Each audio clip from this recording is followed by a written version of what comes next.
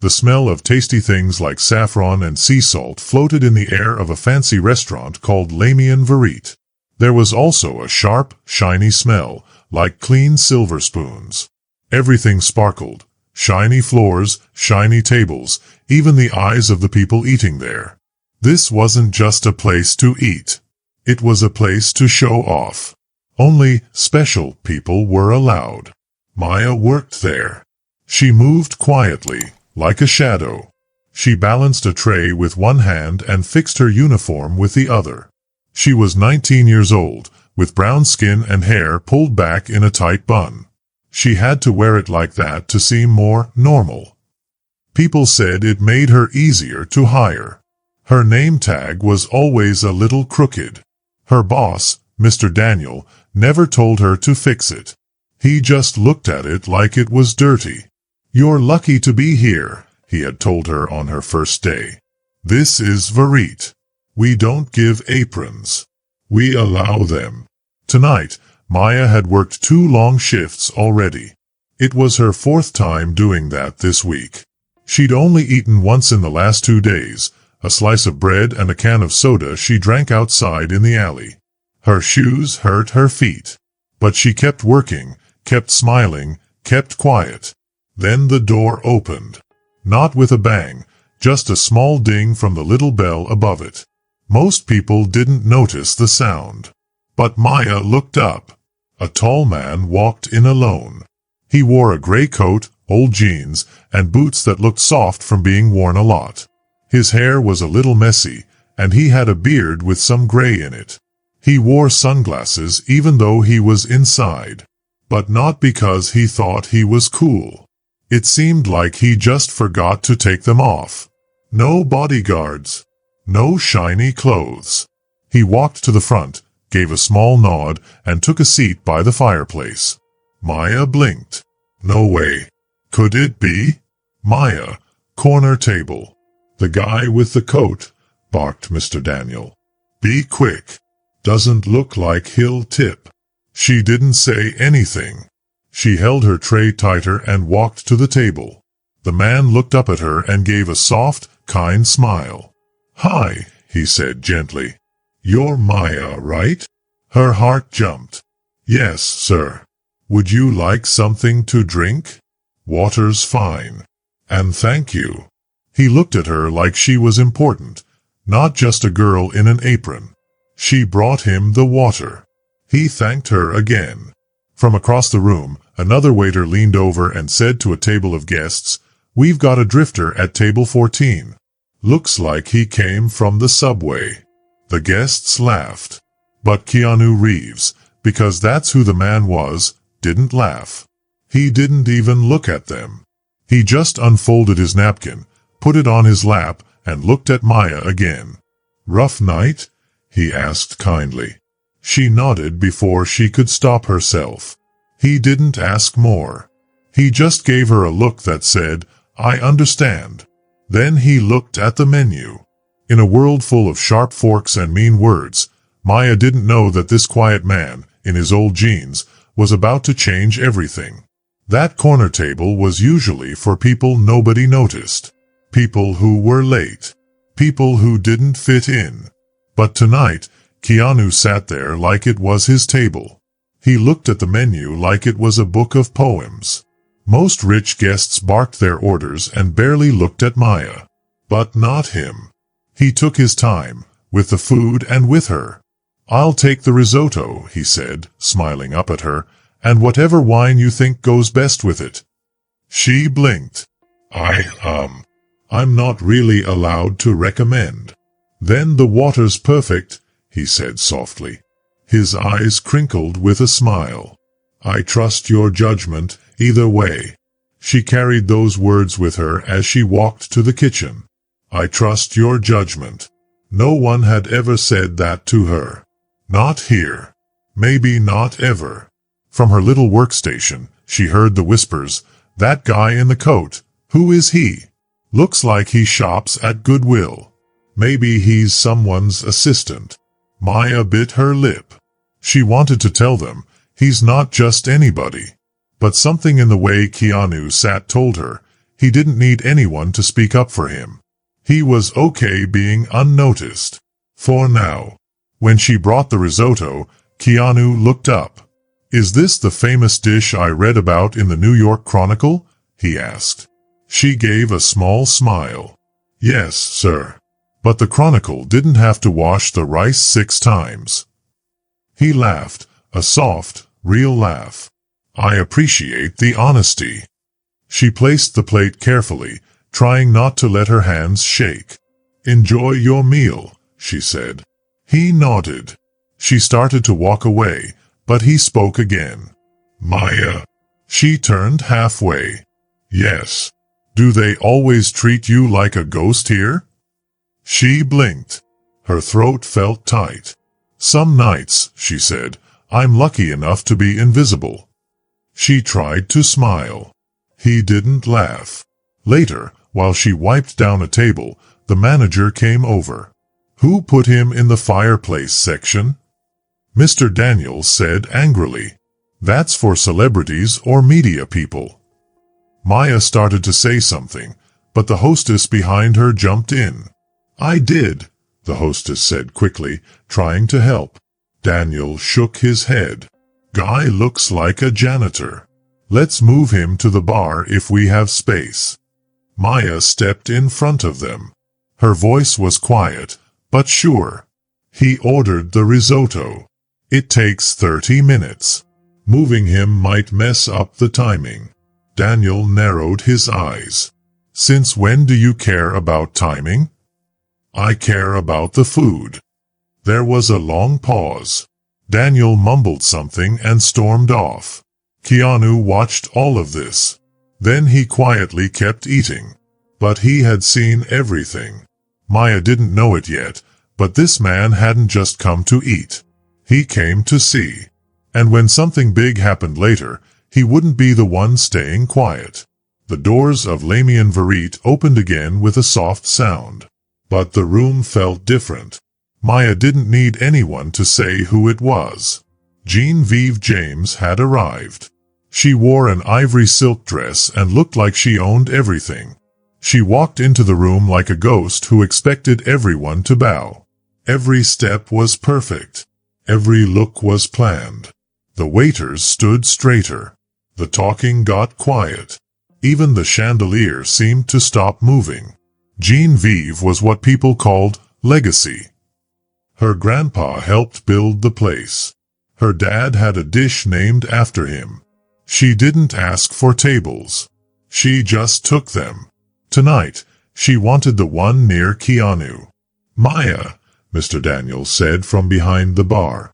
"Take over for Jared. You've got James's table." Maya froze, holding the water jug. Her stomach felt tight. Daniel didn't whisper when he added, "She wants everything perfect. If you mess up, you're fired." Maya took a deep breath, forced a smile, and walked over.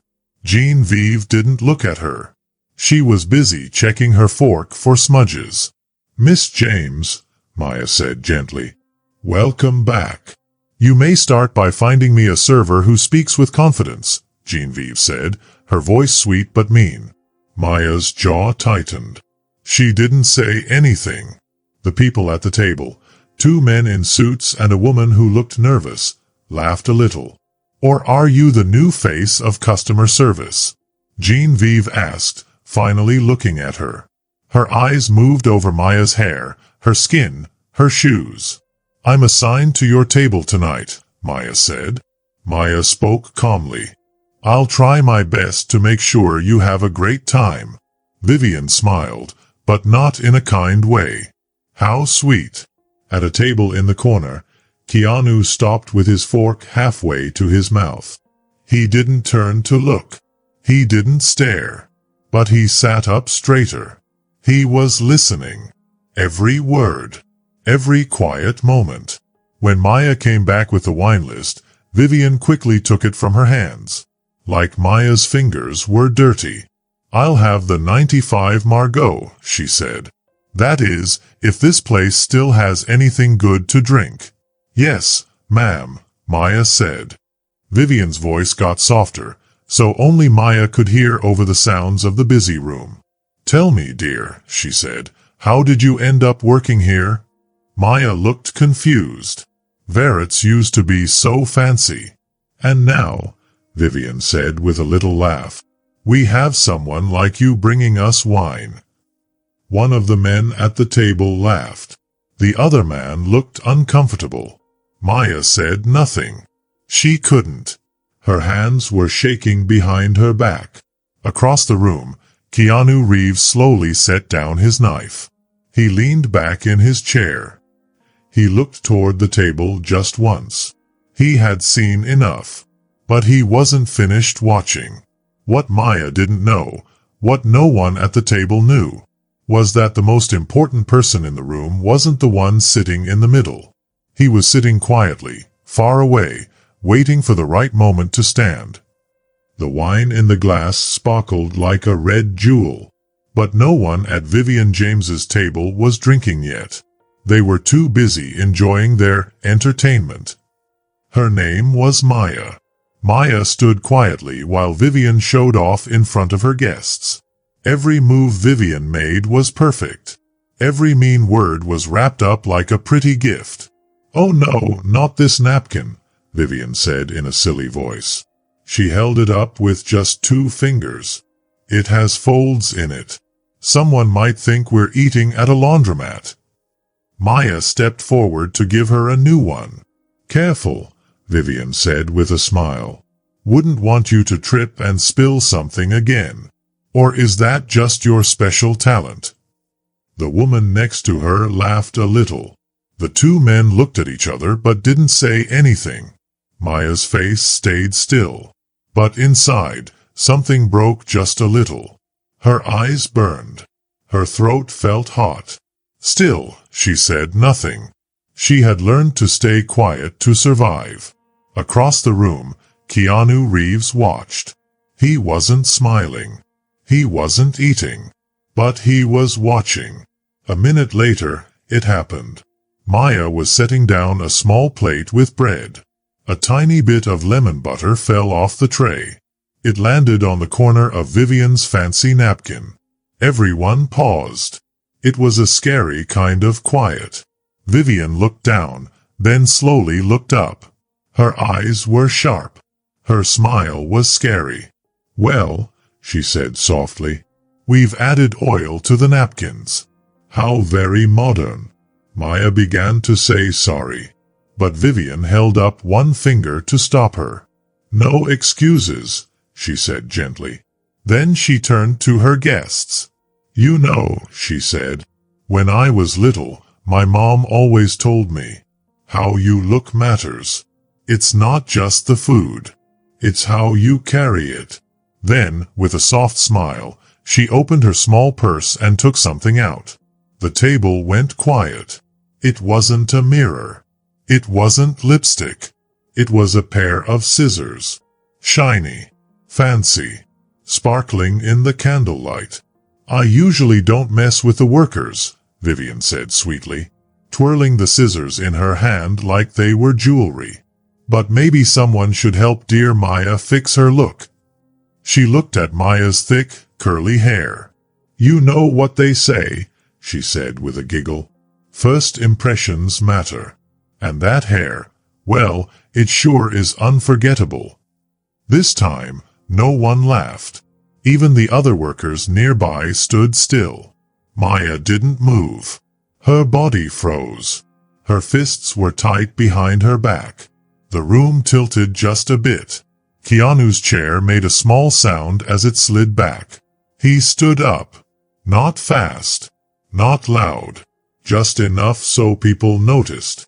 He picked up his napkin, folded it carefully, and began walking toward Maya's table. Each step was slow. Each second felt like a storm was coming. Vivian didn't see him yet, but Maya did, and for the first time that night, she could finally breathe. The scissors sparkled like a knife in the moonlight. Pretty, but it is dangerous. Maybe they didn't belong at the table. Or maybe, in Vivian's hand, they were right where they were meant to be. She flipped them gently. They made a snip sound. Loud. Sharp. Maya didn't move. I could help you, Vivian said kindly, still spinning the scissors. Just a little trim. Or maybe a bold new cut. Something that says, I know my place. Maya's throat hurt. Her hair, natural, curly, proud, was part of who she was. It was her armor. It was her crown. Now it was being called a problem. A joke. A reason to be embarrassed in front of everyone. Even in front of him. Another snip. I'm just saying, Vivian said loudly now, so everyone nearby could hear. If you want to be seen in a place like this, you should at least look neat. Maya couldn't move. Her fingers twitched. Her fists were white. But no words came. Only that awful feeling inside. The kind that doesn't burst into tears, but quietly hurts everything inside you. Then came the soft sound of footsteps. Keanu Reeves stepped into the light. He held the napkin in both hands, like it was something special. Excuse me, he said. His voice was calm. Not loud. But everyone could hear it. Vivian looked up, annoyed. Then she saw who it was. Her eyes widened. The napkin slipped from her hand. The scissors stopped spinning. Keanu didn't look at her. He looked at Maya. He gently handed her the napkin. You dropped this, he said softly. Maya's hands were still shaking, but she took it. Something inside her felt like it was healing. Then Keanu turned to Vivian. His kind look was gone. You know, he said, I've worked with the best costume people in the world. Hair artists. Real geniuses. He took a breath. Not one of them ever used scissors to hurt someone. Vivian sat up straighter. She looked nervous. I was joking, of course. It was just... No, Keanu said, cutting her off. You weren't. But I don't want to argue, he added. He turned to the manager of the restaurant, who had suddenly appeared, looking pale and worried. Mr. Daniel, Keanu said, does this restaurant allow guests to embarrass your workers? No. I mean, yes. I mean, no, we don't, Mr. Reeves, the man stammered. We don't allow that at all. Then I think you should do something about it, Keanu said. The silence was thick and cold. Vivian slowly lowered the scissors. It was like they had become too heavy. Keanu turned back to Maya. His voice was gentle again. You okay? Maya nodded, though she still couldn't speak. Keanu smiled just a little.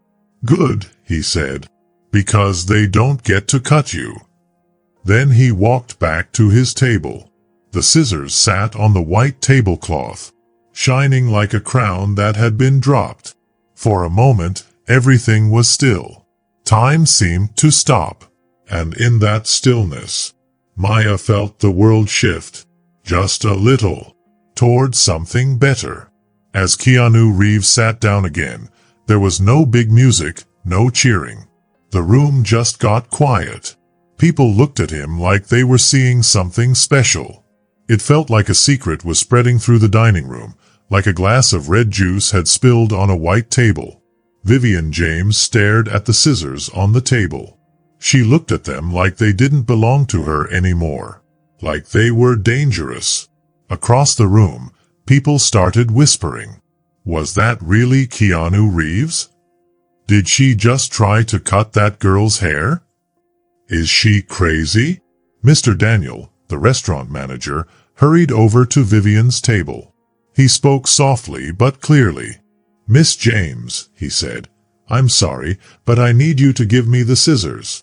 Vivian blinked, surprised. Are you serious? She asked. Vivian blinked, surprised. Are you serious? She asked. He didn't answer. He just held out his hand. Slowly, like she was giving away something she didn't care about, Vivian placed the scissors in his hand. "This is all a big mistake," she whispered. "That girl doesn't know how to do her job. I was trying to help." But Mr. Daniel was already walking away, talking into his little earpiece. Maya, the waitress, heard one word. "Security." Vivian's face changed. She looked scared for the first time.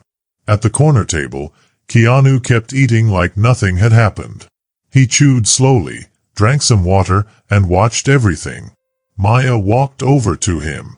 She didn't even know why. When she got close, he looked up at her. His face was kind. "I'm sorry," Maya said. Her voice was quiet and shaky. "I didn't mean to cause trouble." "You didn't," Keanu said. "She did. But you stood up. And that's what matters." He looked at her for a long moment, thinking. Then he said, "No one should let the loudest person in the room decide how much someone else is worth. Especially not someone holding scissors." He paused, then added, "You're strong, Maya. You don't need to yell. You already stand tall." Maya didn't know what to say. Her throat felt tight, like she might cry. Vivian stood up fast. Her chair made a loud noise. "This is crazy," she shouted. "I will not be treated like a bad person. I helped build this place." Keanu looked at her calmly. "Then maybe you should have acted like a guest," he said. The whole room let out a breath. It was like everyone had been holding it. Security guards came over. Vivian kept yelling, but no one listened. They didn't grab her. They just walked with her to the door, like she didn't belong anymore. Maya went back to the kitchen. Her legs were shaking. Her heart was pounding. No one spoke, but someone handed her a glass of water. Another person gave her a small folded note. She opened it. The words were written in messy handwriting. "They don't get to cut you." She folded the note, put it in her pocket, and smiled for the first time that night. By the time Vivian walked out the big front doors, with two quiet security guards beside her, something in the restaurant had changed. The silence turned into a special kind of energy. Waiters looked at each other across the room. Guests whispered behind their menus. The piano player started playing a soft, sad song, like the end of a play. In the middle of it all, Maya stood still. She didn't know what to do with her hands or her thoughts. Everything felt different. "Maya," said Mr. Daniel's voice behind her. It was quiet and serious. She turned around slowly. She thought he was going to be mad. She thought he'd say she did something wrong. Instead, he looked nervous. "The owner is on the phone," he said. "He wants to talk to you." "Me?" Maya asked. "Right now," he said, holding the phone like it might explode. She took it carefully and held it to her ear. "Hello," she said. There was a pause. Then a calm, kind voice said, "Hey, it's Keanu." Maya's heart jumped. "I didn't mean to make this weird," he said, "but I thought it would be better to talk away from all the noise." "Thank you," Maya said. "I don't know what to say." "You don't have to say anything," Keanu said. "But I do. You were strong tonight. You stayed calm. That's something I really admire." Maya blinked hard. She didn't want to cry in front of anyone.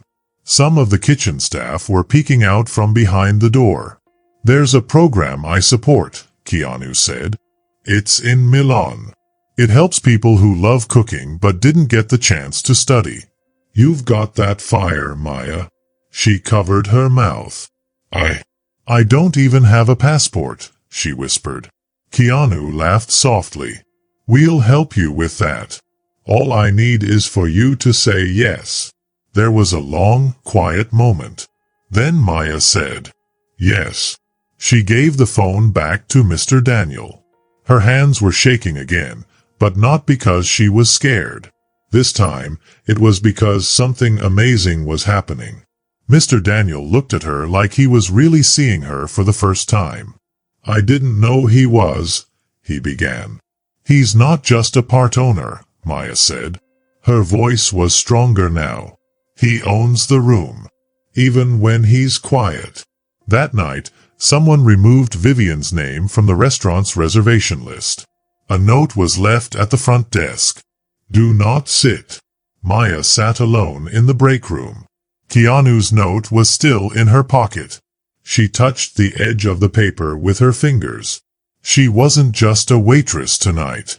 She had been seen, heard, chosen.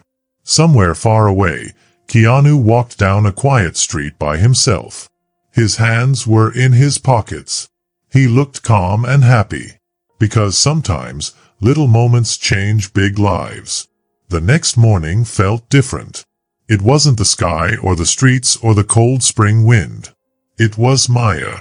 She stood at the sink in her tiny apartment, looking in the mirror. Her work apron was gone. So were the quiet apologies she used to keep inside her. Now she wore a white blouse and dark jeans. They were simple but clean and strong. The note from Keanu was on her table, right next to a new passport form. "They don't get to cut you." She read the note again, folded it, put it in her pocket like it was a shield. By lunchtime, she stood outside a fancy office with a frosted glass door. The words on the door said, "Culinary Arts Global Fellowship, sponsored by Keanu Reeves." Inside, a young woman with short hair, an eyebrow ring, and a big smile looked up. "You must be Maya," she said. "He told us you'd come." Maya swallowed hard. "Is this real?" she asked. The woman leaned in and smiled even more. "You've already come farther than most. That part is real." 2 weeks later, Maya was in Milan. Everything happened so fast. The plane ride, the airport guard who asked if she was the girl from the video, the black car waiting with her name on a little sign. But the most amazing part was walking into the kitchen of academia, a place she never even dreamed she'd be. And it all started with scissors, and someone who believed in her. Diwoko, the Academy of Fire. The school had shiny marble floors, bright brass lights, and cooking stations that looked like science labs. But it wasn't how fancy the place was that amazed her. It was the people. A girl from Ethiopia was folding pasta like a pro. A boy from Detroit was cooking duck with fire, and he looked so calm. A non-binary chef from the Philippines was putting little flowers on top of risotto like it was a poem. They all looked at her like she belonged. No one asked her where she came from. No one stared at her hair. They only asked, "What do you cook?" That evening, after her very first class, she found an envelope in her room. It was sealed shut. No name on the outside, just hers. Inside was a photo. It showed Maya standing still beside Vivian's table. A shiny pair of scissors in front of her. Behind her, Keanu was walking forward, holding a napkin. On the back of the photo, in Keanu's handwriting, it said, "The world will always have people who try to shrink you. But the table isn't theirs. It never was. Pull up a chair." Maya looked at the photo for a long time. Then, she pinned it on the wall above her desk. She didn't know if Keanu would ever come to the academy. He didn't promise he would. But for the first time in her life, that didn't matter. Because now, she didn't feel like she was waiting for someone to come save her. She felt like she had already started saving herself. 6 months later, the restaurant called Lamian Verite hadn't changed much. The chandeliers still sparkled like frozen bubbles in champagne. The maitre d' still smiled only at people with fancy last names. The menu still had no prices on it. But tonight, the room was quieter. More careful. As if it remembered what happened last time it judged someone too fast. At table 16, there was a reservation under a name no one knew. Ari Solano, Party of One.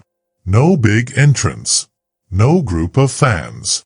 Just a young woman with skin like cinnamon and a soft white blouse, all buttoned up to her neck. Her hair was natural and bouncy with every step she took toward the host stand. Maya didn't flinch when they didn't know who she was. She didn't need them to know. She was there for a reason. Mr. Daniel was still there. He looked more tired, more careful. He blinked when he saw her. Maya.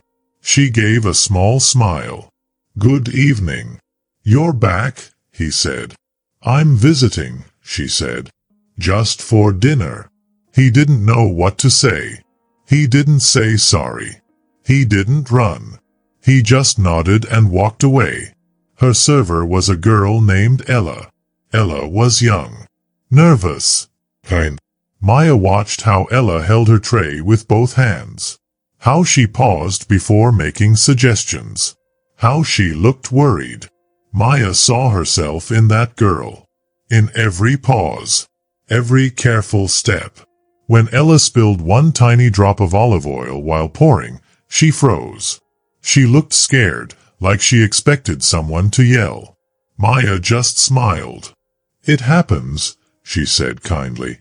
Don't let it ruin the meal. Ella nodded. Thank you. Halfway through her risotto, the maitre d' walked over with a folded napkin. He placed it gently on the table. He told us to give you this if you ever came back. Maya's heart skipped a beat. It was Keanu's writing again. Gentle, slanted, special. You started as a server in their world. Now you're a chef on your own. The napkin they threw down, you picked up. That's power. Keep cooking how you do. Maya stared at the note for a long time. Then she folded it up and put it in her pocket, right next to the first note he gave her months ago. As she stood up to leave, Ella came over again. Her eyes were wide. Wait, are you? Maya smiled.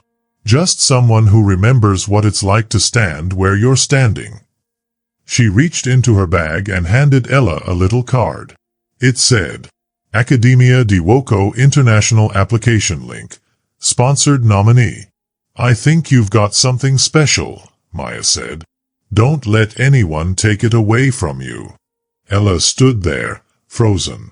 She blinked fast, trying not to cry. Maya walked away before Ella could say thank you. Outside, the night air felt cooler than she remembered. Clean. Free. Maya stood under a street lamp, her head tilted up toward the stars. She breathed in something that felt a lot like peace. She hadn't just pulled up a chair anymore. She had built her own table. And tonight, for the first time, she was the one giving out invitations. In a world that often claps for loud voices and forgets quiet strength, Maya had become something powerful. Someone who made space for others. If you liked this story, I'd love to hear your thoughts. Leave a comment below and let me know what you think. And don't forget to subscribe for more thrilling adventures, mysteries, and unforgettable moments. Your support keeps these stories alive and the creativity flowing. Thanks for watching. I can't wait to see you in the next video.